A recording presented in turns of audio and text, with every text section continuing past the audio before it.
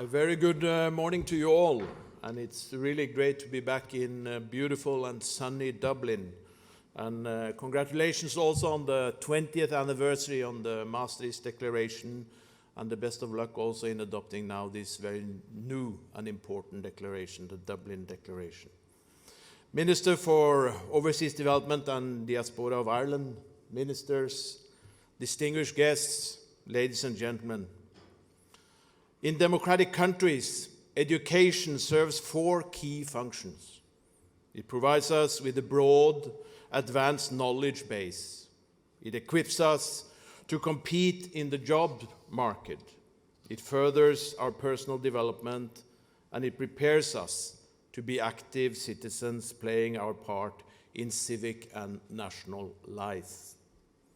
The very same principles underpin the Council of Europe's approach to ensuring inclusive, quality education in the interest of learners and societies in Europe and throughout the world. Yes, our organization is European, but aspiration for good, effective, and democratic education spans far wider than the borders of our continent. Everyone wants and deserves a chance in life. So we want to share our best practices, experience and expertise with other countries and organizations that have the same aspirations for their citizens. That sentiment is core to both the work of our North-South Center in Lisbon and the Global Education Network Europe, which has done so much to develop and promote the concept and practice of global education for over 20 years. Indeed, it is central to our organization's broader outlook. Education, as a matter of fact, is one of the 12 key objectives outlined in the Council of Europe's new strategic framework. And of course, it's the fourth of the UN Sustainable Development Goals. Playing our role in delivering these objectives helps us to meet others in turn, fighting inequalities, including economic inequality, combating discrimination, and supporting the work and diversity of civil society, which plays a key role in promoting global education. So our aims and targets are varied and ambitious, but actually, how do we go about achieving them? How should we help governments and others to deliver that quality, competence-based education that contributes to a culture of democracy and pluralism? And how do we make sure knowledge and understanding flourish alongside democratic values, and that education helps advance human rights, democratic citizenship, and sustainable development?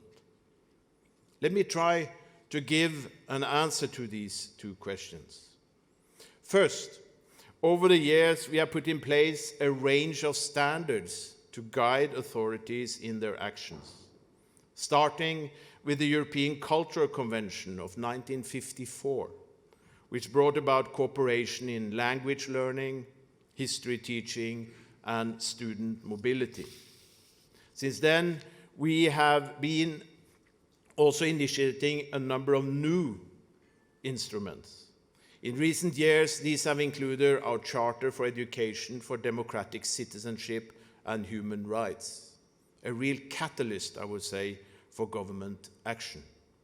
Encouraging authorities to use education as a tool to broaden young people's awareness of their role in society and the fundamental rights that belong to every individual by law, and which they in turn should respect. And how to support it? We have adopted a reference framework of competences for democratic culture. This is now our primary tool for ensuring democratic, inclusive, and global education. And it is divided into 4 clusters: values, attitudes, skills and knowledge, and critical understanding. These again contain a total of 20 competences that allow learners to have a better insight into democracy, how it functions, how they benefit from it, how it helps to confront the problems of our societies, and how they can defend it from attack. But this alone is not enough. And that brings me to my second point. Global education must provide both a historical perspective and move with the times. The Council of Europe, as far as I know, is the only international organization that includes a history education program, ensuring that people have knowledge and critical insight into European and world history, and meeting our need to put the past into a current context and analyze events from a balanced perspective. At the heart of this model is the concept of multi-perspectivity, where students learn to differentiate memories, interpretations, and perspectives, to tell fact from fiction, and to detect propaganda, and to bring people together in the confidence and trust that come with mutual understanding. And finally, my third point. We are also taking new and recent challenges head on. For example, in response to increased migration into Europe, we have developed a European qualifications passport for refugees. This supports the recognition of qualifications from other countries, so that migrants can continue their education, find work, and integrate more easily in their new country. And it is being applied around the world through the important work of our friends in UNESCO. More recently still, our member states adopted a recommendation on digital citizenship education. This is our direct response to an ever-growing role of digitalization in the lives and learning of children and young people.